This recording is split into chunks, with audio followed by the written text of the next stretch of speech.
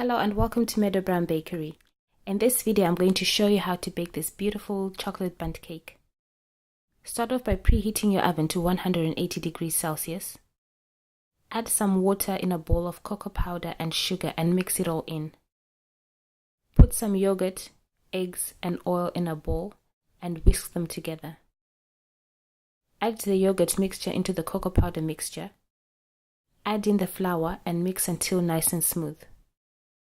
I'm using this beautiful tiered heart pan, which I've already prepared with butter and flour.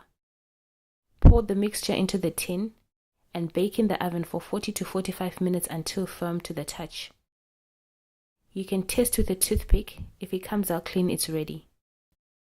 Remove from the oven and leave it in the tin for about 10 minutes. Then flip it onto a cooling rack and leave to cool completely.